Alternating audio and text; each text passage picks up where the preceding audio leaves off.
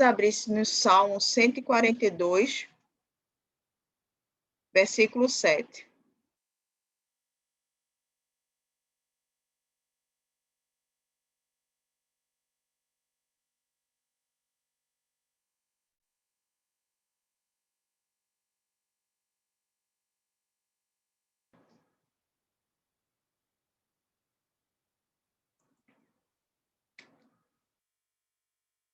Tira minha alma da prisão, para que eu louve o teu nome.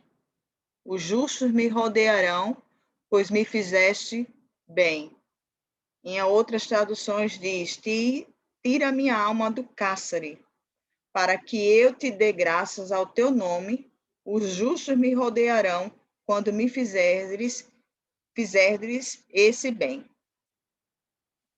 Há momentos em nossas vidas que passamos por adversidades e atribulações e são maiores, às vezes, que nossas forças.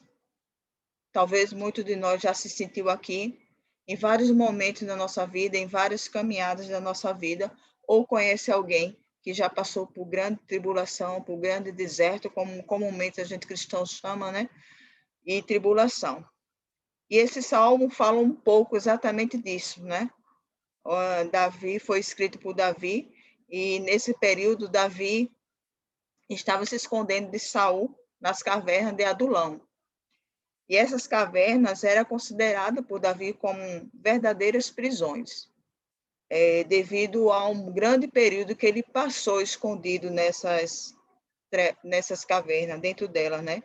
E fazendo só uma analogia e até pensando pelo tempo que Davi ficou preso nessas cavernas, se escondendo do rei Saul, ele deve ter passado por vários momentos e ter pensado, não tem mais esperança, eu não vou sair daqui, estou no meu limite, não consigo, tenho medo, estou me sentindo só, totalmente atormentado, desesperado, desanimado. Todos esses pensamentos faz lembrar o que foi escrito no livro de Provérbios, que nos ajuda um pouco a entender a sabedoria e o caminho e a verdade de forma muito clara e objetiva sobre esse processo. Em Provérbios 23, 7, na primeira parte, diz assim, porque como imagina em sua alma, assim ele é. Em outras traduções, diz assim, porque como um homem imagina seu coração, ele é. Como o homem pensa, ele realmente se torna, na versão de King James. Os nossos pensamentos terminam sendo o quê? Um direcionador, o leme, né? Que dá a direção, que conduz a nossa vida, nossos pensamentos, nossos sentimentos. E para seguir essa direção, para seguir uma direção certa, é preciso ter sentimentos certos e pensamentos certos. Em Mateus 12, 33, diz, consideram uma árvore boa, dá bom fruto, e uma árvore ruim, dá fruto ruim, pois a árvore é conhecida pelo seu fruto. A Bíblia faz essa comparação, né, dos cristãos e dos frutos gerados pelos cristãos como fruto bom ou ruim. E eu me atrevo aqui a fazer uma correlação em esses frutos com os pensamentos e com os sentimentos. Isso é uma verdade para a nossa vida. Os pensamentos, sim, eles produzem frutos. Os sentimentos, sim, eles produzem frutos. E eles têm um impacto muito grande sobre a nossa vida, como o próprio provérbio diz, porque como eu penso, como eu acho, como eu sou, eu vou ser. Para experimentar uma mudança e transformação, temos que mudar nossos pensamentos e crenças. Esse processo de transformação de uma caminhada cristã, de uma busca de uma santidade, de um crescimento espiritual, perpassa por isso, pela experiência de trabalhar as questões de mudança em busca dessa transformação. Mas ela começa, como sempre já foi dito aqui várias vezes, de dentro para fora. É na alma, é na mente, é nas emoções. Precisamos entender que o que pensamos, ele pode caminhar por dois caminhos. Ou ele nos torna livre, ou ele nos aprisiona. Nossas escolhas começam na mente.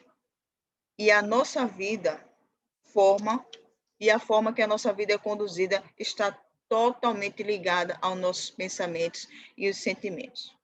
Esses pensamentos, dependendo da condução que a gente dá, dependendo da forma que eles acontecem, como já foi falado, eles podem se transformar em liberdade, em algo que liberta, mas também ele pode se transformar em prisões emocionais. E esse é o nosso tema. E essa é uma das piores situações em relação à mente, em relação aos pensamentos e sentimentos, que são as prisões do mundo, pois é o que nos aprisiona por fora e por dentro. Talvez em alguma situação aqui, um de nós já nos sentimos aprisionado. E o que é estar aprisionado? O que é se sentir aprisionado? Né? Aprisionado, ele não te dá muita mobilidade de ir e vir. E quando você é aprisionado na sua mente, você está confinado e controlado pelos seus pensamentos e pelos seus sentimentos e sua emoção. E muitas vezes isso engessa a capacidade de você pensar e sentir, e impede muitas vezes a sua alegria, a sua felicidade, a poesia que a vida traz, aquilo que a gente já aprendeu aqui sobre vida plena, né? Elas impedem esses sentimentos e esses pensamentos que estão nos aprisionando a viver uma vida plena como cristão. E como eu já falei, essas prisões geralmente não, quase sempre, elas se manifestam no território dos sentimentos e possuem variadas facetas, que muitas delas a gente já conhece ou convive ou já tem estudado sobre elas. Depressão, transtornos obsessivos, síndrome do pânico, timidez, ansiedade, medo, complexo de inferioridade, baixa autoestima, crenças de desamparo, crença de desamor, crenças de desvalor, orfandade, crise de identidade, rejeição, vícios em drogas, em álcool, ideação suicida. Quem vive em prisões emocionais é prisioneiro interiormente em sua emoção, no âmago, no seu íntimo, na sua essência, na sua alma. Ele perde totalmente essa liberdade, a liberdade de sentir, a liberdade de pensar, a liberdade de ser, a liberdade de também ter o encanto pela vida. A Bíblia traz algumas prisões que o inimigo de nossa alma vai utilizar e vem utilizando sempre contra nossas vidas como uma estratégia para nos aprisionar emocionalmente e consequentemente espiritualmente. Em Hebreus 12:15 diz assim: cuide que ninguém se exclua da graça de Deus, que nenhuma raiz de amargura brote e cause perturbação, contaminando a muitos. Eu chamo a atenção aqui para uma prisão chamada a prisão da amargura. Veja como aqui em Hebreus fala que a gente precisa cuidar, estar diante da graça do Senhor e não permitir que essa amargura brote, porque essa é uma perturbação que contamina a muitos. Ela não começa em você, mas é algo coletivo. A amargura é um sentimento que demonstra a falta de espírito de reconciliação e ressentimento intenso. Uma pessoa amargurada, ela tem ressentimento intenso e pode ser verificada através de atitudes. E para sabermos, né, se somos uma pessoa amargurada ou se reconhecemos uma pessoa que tem atitudes de amargura, a gente pode observar algumas posturas. Geralmente, essa pessoa, ela maquina em sua mente uma maneira de se vingar. no primeiro momento daquela pessoa que lhe fez o mal, que lhe difamou, que disse uma palavra que machucou, ela fica o tempo todo, né? No mundo, dizem assim que a vingança é um prato que se come frio, essa vingança justamente é o prato da amargura. Essa pessoa fica se alimentando desse veneno, fica tentando e maquinando o mal para ofender aquela pessoa com qual ela está amargurada. Quando essa pessoa ela fica relembrando vários acontecimentos que teve na vida dela, e às vezes isso está dentro do passado, e que foi que machucou. Então, ela fica nesse ressentimento, relembrando e remoendo desse momento. Né? Essa pessoa, ela se ofende por qualquer coisa. Ela tem uma baixa autoestima, ela tem um complexo de inferioridade, e qualquer coisa que se diz a ela, até uma situação de brincadeira, essa pessoa se ofende e fica ofendida. E essa pessoa também acha sido dono da razão. Uma pessoa amargurada, ela acha que sempre tem razão, que ela não erra, e ela sempre traz isso no seu discurso e na sua fala. Quando lemos a Bíblia conscientemente, eu trazendo essa questão da amargura dentro de um contexto mais espiritual, de uma pessoa cristã, geralmente essa pessoa que é amargurada, ela usa a Bíblia para atacar outras pessoas. Conscientemente ou inconscientemente, ela aplica a palavra de Deus para os outros e não para ela. Em Provérbios 24:1, ele fala da questão não ter inveja dos ímpios, né? E não desejar a companhia deles. Essa é uma prisão, é a prisão da inveja. É outra prisão emocional que é considerada uma gigante, né? Que afeta a nossa alma. Ela é considerada uma disposição do espírito. A inveja é definida como o ódio que afeta o homem de tal modo que ele entristece pela felicidade do outro. A gente já pode, assim, conhecer e ver pessoas que, de repente, se entristeceu por uma vitória nossa ou por uma conquista nossa, né? E ainda usa até aquele termo muito popular no nosso meio, é inveja branca. Alguém de nós já ouviu falar sobre isso, né? Mas tem outro tipo de inveja que é aquela inveja patológica mesmo, é aquela inveja que a pessoa tem inveja e faz o mal ao outro. A inveja dele é tão grande, né, que ele faz o mal e ele se diverte, né, com o sofrimento alheio. Isso não é um tema agora nosso, porque estamos falando de prisão, mas a gente conhece também como aqueles que são conhecidos como vampiros emocionais. Eles se alegram com o sofrimento do outro. Isso é uma prisão. Né? As pessoas que são invejosas, elas têm algumas atitudes e alguns comportamentos que a gente pode reconhecer.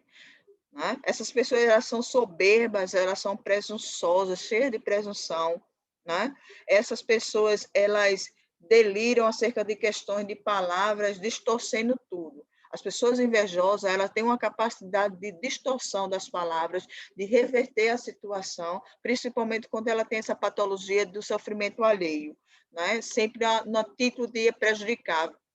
E ela provoca maldades. A pessoa invejosa provoca maldades e questionamentos levianos. Está em alguma situação e coloca em questão a integridade de uma pessoa ou alguma situação que a pessoa está fazendo ou vivendo, seja no âmbito da igreja, seja no âmbito profissional ou social, e coloca em questão, gerando dúvida no coração de outras pessoas que estão envolvidas no contexto. Essa é uma prisão. Lá em Hebreus 11:6, que é muito conhecido para nós, fala essa questão: sem fé é impossível agradar a Deus, pois quem dele se aproxima precisa crer que ele existe e que recompensa aqueles que o buscam. A prisão que eu quero falar agora é a prisão da incredulidade. As dúvidas, elas fazem parte da nossa vida, né? Mas a palavra diz que a dúvida é contrária à fé. Mas duvidar de qualquer pessoa, ela surge, às vezes, até como um aviso prévio. E caso não seja enfrentada ou resolvida, ela pode justamente conduzir há uma prisão e um grave problema que é justamente essa incredulidade, né? E quando isso se acontece, gera-se um conflito interno muito grande entre a gente, porque a gente não sabe mais em quem confiar. Duvida de tudo e duvida de todos. É extremamente prejudicial a o nosso desenvolvimento emocional e desenvolvimento principalmente da fé verdadeira.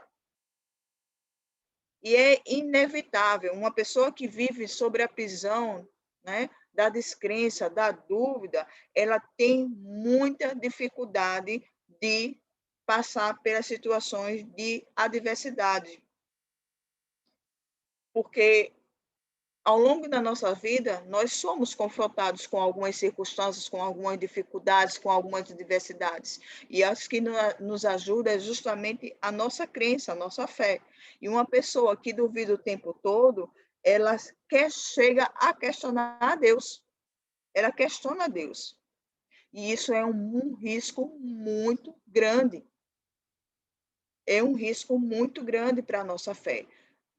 E a incredulidade, ela é um pecado, porque por não crer, por não ter o exercício da fé, que é através dela que a gente agrada a Deus, a gente se afasta da bênção do Senhor e se afasta do coração dele.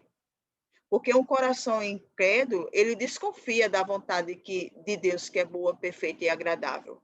Ele desconfia da proteção e do sustento de Deus. E ele desconfia do amor de Deus, porque sabemos que o amor de Deus lança fora todos os nossos medos e nossas dúvidas. E ele desconfia da disciplina do Senhor, como a palavra nos diz que Deus disciplina quem ama. E quais são as posturas dessas pessoas que vivem sobre essa prisão? Elas são desconfiadas, ela destrói facilmente qualquer relação pessoal, qualquer relacionamento. Tem uma grande dificuldade de relacionamento interpessoal.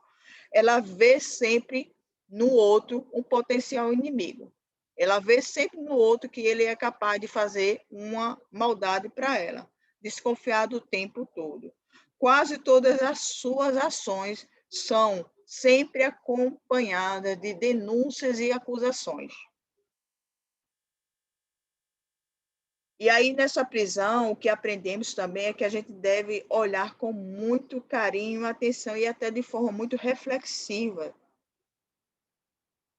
porque mediante algumas pessoas que possam passar por nossas vidas, que possam se fazer presente, a gente vai ver que essas pessoas, elas têm grande dificuldade de acreditar no Deus vivo e, consequentemente, ela gera alguns transtornos como ansiedade.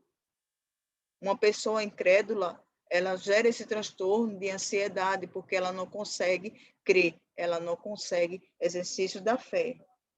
Porque sabemos que se cremos em Deus, teremos paz e descanso e estaremos libertos dessa prisão. Outra prisão que eu gostaria de compartilhar com vocês é uma prisão que destrói não só a pessoa, mas toda a sua família e até a sociedade, que é a prisão do vício. Esse é um tipo de prisão que realmente destrói emocionalmente o dependente, a família e todos. Agora, a gente precisa entender que existe várias causas para essa prisão. E é necessário termos esse conhecimento para quando confrontarmos ou estivermos próximo de uma pessoa que estiver sob essa prisão, sabermos como lidar. Várias causas que podem conduzir a pessoa a ser aprisionada pelo vício. As pessoas geralmente começam a dizer e costumam dizer que o vício oferecia sempre um alívio para a sua dor. Chamam a atenção da gente aí. Um alívio para a sua dor. Outras dizem assim que é para desestressar porque está estressado. Outros dizem porque dá a sensação de felicidade, de liberdade. E outros dizem a sensação de estar vivo, entusiasmado. Eu tenho vitalidade quando eu tenho esse vício, ou seja do álcool, ou seja da droga. Em outra em outra interpretação, trazendo esse conhecimento para a gente, em outras palavras, o vício preencheu exatamente uma necessidade humana, e a gente sabe que necessidade humana é essa que cada um indivíduo tem, que é do Criador. E aí ele se torna, essa necessidade humana, algo essencial para essa pessoa, né? Ela precisa disso para estar satisfeita na vida, para ela se sentir plena. E se você perguntar qual é a dor que ele pode levar essa pessoa a ser prisioneiro, estudos traz, estatística traz, e que observa que quanto mais dificuldades, mais adversidades que se viver durante a infância, maior o risco de gerar uma dependência. Como eu falei, existem outras causas. As causas genéticas, ela também é real para essa prisão do vício. Mas a gente está tratando aqui desse vício dessa prisão, porque eu quero refletir com vocês numa ordem mais espiritual, numa ordem mais, num contexto mais sobrenatural, numa ordem onde é um terreno que a gente tem que estar extremamente preparado para, quando evangelizar, quando pregar o evangelho, poder saber como ajudar essas pessoas, como acolher essas pessoas. E a prisão do vício não é uma escolha que se faz, é uma resposta emocional. É uma resposta emocional. Quando se levanta o contexto que a pessoa está no vício, está nessa prisão, para que ela possa aliviar qualquer dor que ela esteja sentindo, ela não é uma escolha, ela passa a ser uma resposta para aquela dor que ele está sentindo. Outra prisão, e essa prisão é muito contemporânea nos nossos dias atuais, e que, infelizmente, muitas vezes, muitos de nós, e eu me incluo nisso, está preso. Infelizmente, que é a prisão do estresse, a correria do dia a dia, a dinâmica da nossa vida, né? A cobrança, essa multifuncionalidade que foi empregada na vida da gente no contexto de âmbito profissional. Você tem que ser multifuncional, você tem que atender a tudo e a todos, e você vai cada vez mais trazendo sobre si algumas responsabilidades, abrindo frentes de trabalho e tomando uma dinâmica muito grande, vivendo um estresse muito grande, que termina isso sendo uma prisão enorme para você. E o resultado disso é um esgotamento, uma frustração e doenças de fundo emocional. Está aí nossa mãe, doutora Eliane, que puder traduzir isso, o que o estresse provoca. E tanto de ordem emocional, mas também aquilo que a gente chama de forma psicossomática. O corpo sofre também com esse tipo de prisão. Muitas pessoas têm inflamação, muitas pessoas têm gastrite, muitas pessoas têm a pele mancha, né, estoura o rosto de espinha e uma série de outras coisas. Desencadeia até o crescimento de células cancerígenas. Isso é uma prisão, isso é um mal do século. Outra prisão, que essa surgiu muito já em Gênesis lá, mas ela faz parte da nossa vida e continuamente ela tem nos aprisionado. É o que fala lá em Salmo 32,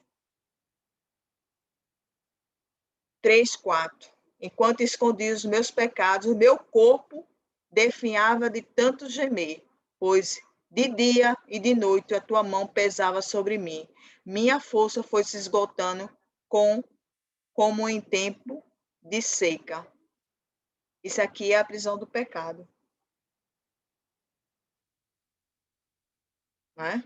É como se fosse quando eu li esse salmo, é como se fosse uma situação assim, olha, se você for por esse caminho, se você fizer isso, você vai sofrer tal consequências.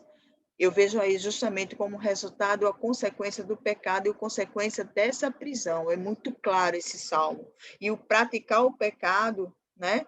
Ele não só está na esfera de atos, mas ele também está na esfera de pensamentos.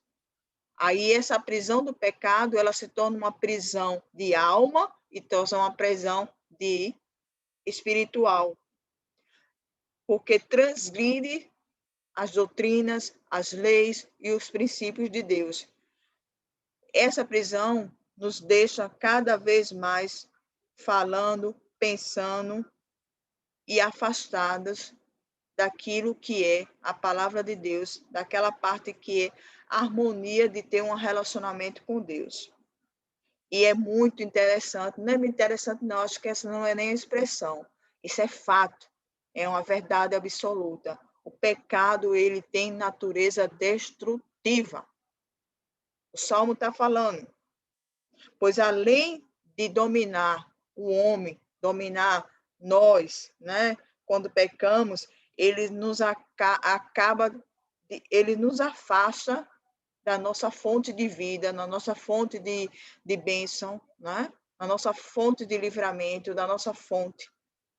Né? A gente tira o espaço que é dado para o Espírito Santo e dá espaço ao pecado.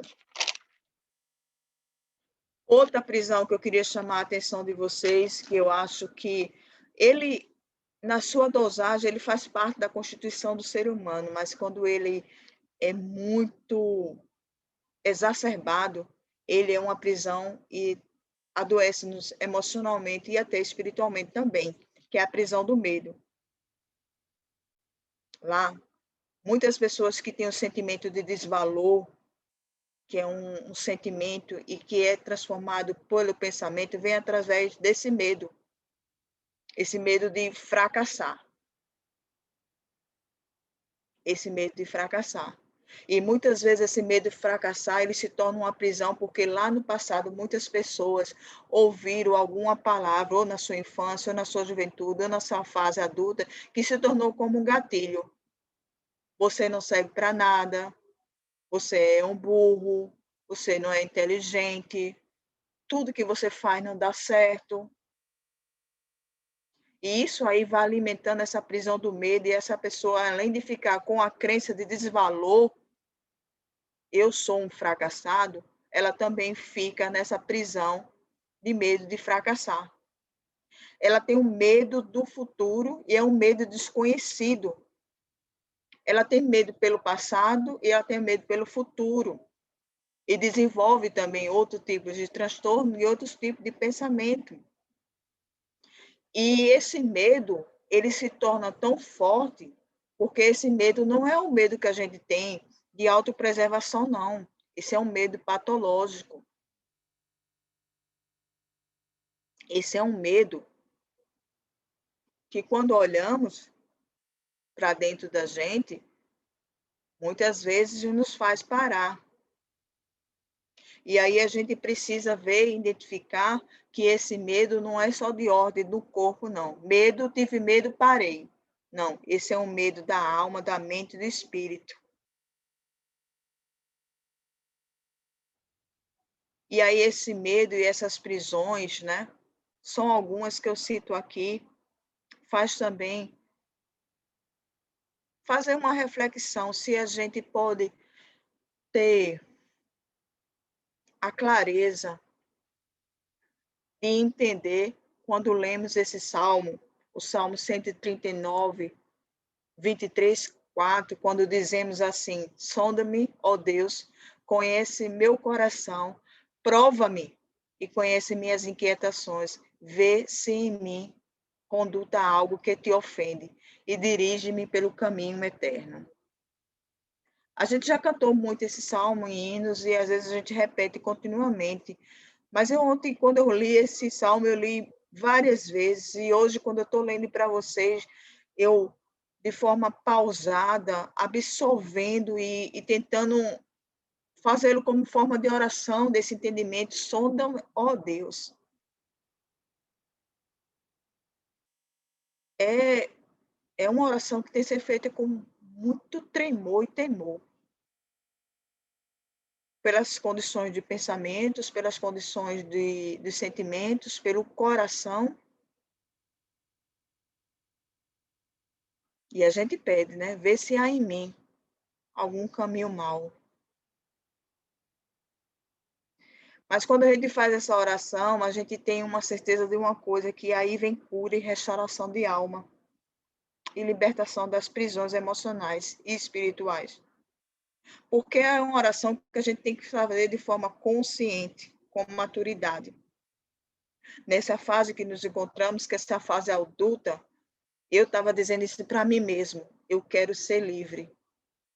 Eu quero quebrar esses grilhões, eu quero quebrar essas cadeias, eu quero quebrar essas prisões, eu quero ser livre. Eu quero me livrar desses traumas, dessas prisões.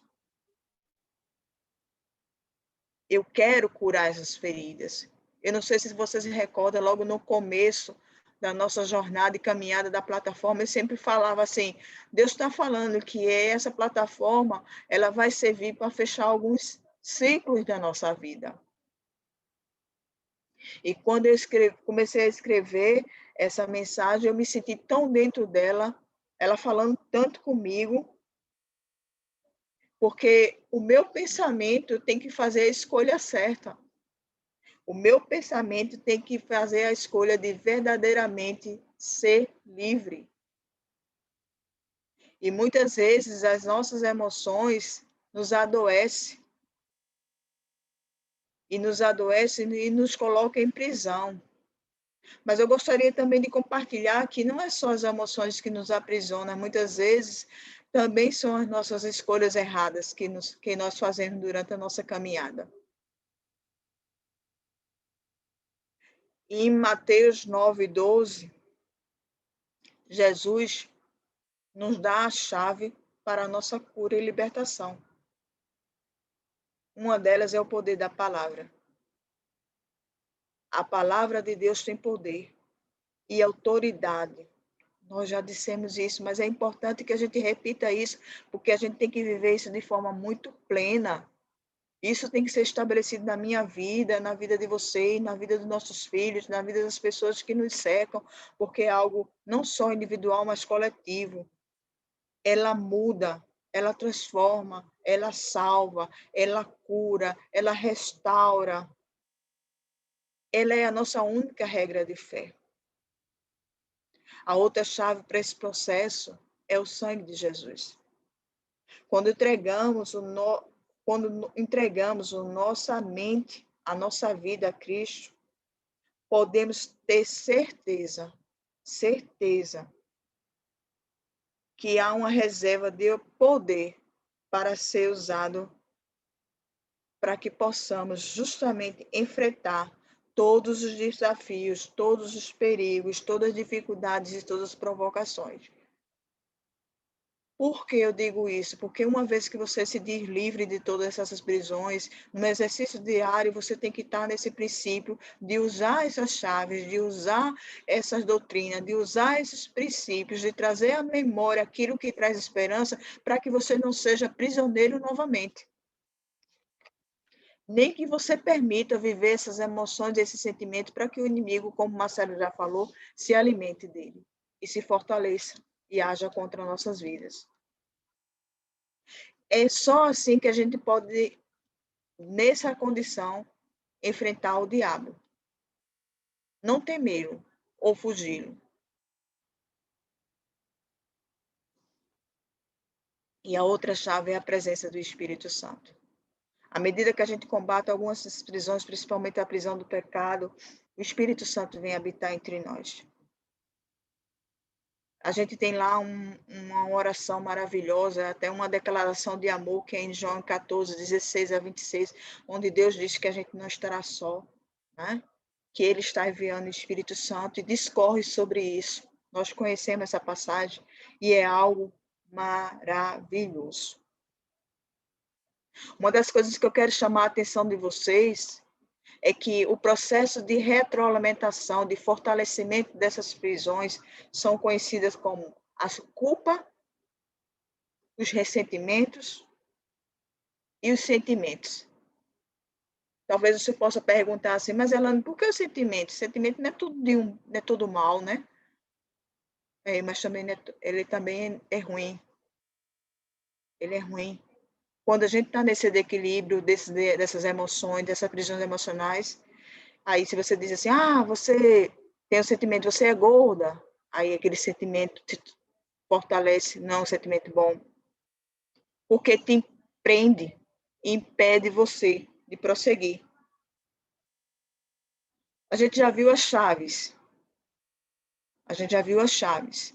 A palavra, o sangue e o espírito, que são princípios, são norteadores, são direcionadores. Mas tem algo que quando você faz, ele muda aqui na terra e muda nas regiões celestiais, que é o perdão. Que é quando você pede perdão a Deus e se sente perdoado pelos seus pecados, é quando você libera perdão na vida do outro e quando você perdoa a si mesmo.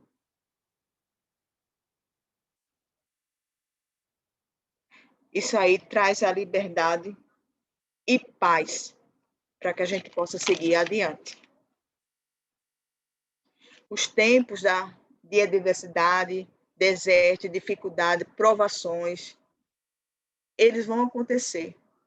Mas quando a gente faz esse ato, quando a gente toma essa posição na nossa vida, mesmo que eles aconteçam, e eles vão acontecer porque é bíblico, está na palavra do Senhor, no mundo tereis aflição, mas tem a recomendação que a gente precisa ter bom ânimo, ele também, esse processo, se torna oportunidade para que a gente possa mudar a nossa vida.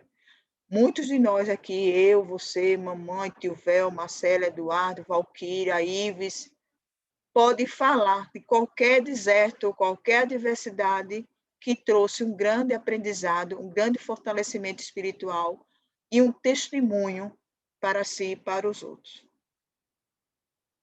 Pois, nesse processo da liberação do perdão, acontece uma coisa que vou ser repetitiva, mas eu acho muito importante, que Deus, antes de mudar as coisas ao nosso redor, Ele primeiro quer mudar as nossas vidas. Quando eu falo de ser repetitiva, é justamente da frase que Eduardo usa, de dentro para fora. Não adianta eu esperar que externamente aconteça alguma coisa, alguma mudança, se eu não tiver essa mudança internamente. E é muito importante que a gente tenha a certeza de uma coisa. As escolhas, as prisões emocionais, elas têm como ser combatidas. Sabe por quê? Porque fala lá em Gálatas. Foi para a liberdade que Cristo nos libertou. Não para ser escravos. Livre para andar na verdade, vivendo o sobrenatural de Deus, no espírito recriado, na revelação de quem somos, de o que podemos fazer em Cristo Jesus. E o importante, eu estou falando isso porque essa palavra, como eu já disse, foi voltada para mim também, desses desejos de quebrar as correntes, de sair dessas prisões, de mudar essa história de vida, é que eu digo que é o tempo. O tempo é agora, de viver livre dessas prisões, de quebrar essas correntes. Porque não só hoje, mas desde o momento, como lá fala em João 1, 2, que contudo os que receberam e que creram em seu nome, Deus-lhes direito de tornar filhos de Deus, já foi o tempo que Deus disse assim, novo tempo para você, novo tempo para a sua vida, eis que tudo se fez novo. O Senhor planejou isso para a gente, planejou sermos livres, sermos transformados, ter uma vida plena, sem prisão, sem grilhões. Jesus planejou isso para a gente. Mas nossos pensamentos, nossas emoções, muitas vezes nos aprisionam e nossas escolhas também. Mas vamos virar essa chave.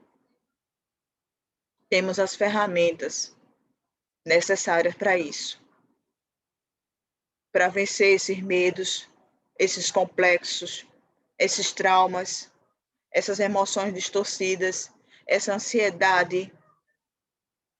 Temos um Deus todo-poderoso. Não é uma receita, não é algo fácil. Eu sou testemunha disso. Mas a partir do momento que você tem a atitude e a decisão de fazer algo novo, de crer nesse Deus e rejeitar de forma muito determinada, com consciência, que não quer mais viver isso, você já deu o primeiro passo para ser livre e viver uma vida plena. E viver a palavra do Senhor. E viver as bênçãos do Senhor na vida. Eu encerro aqui a minha palavra, agradecendo a Deus pela palavra, pela essa ministração, por esse despertar no meu ser e de possibilitar que a gente possa estar compartilhando isso agora e louvando ao Senhor. Obrigado mesmo, obrigado mesmo.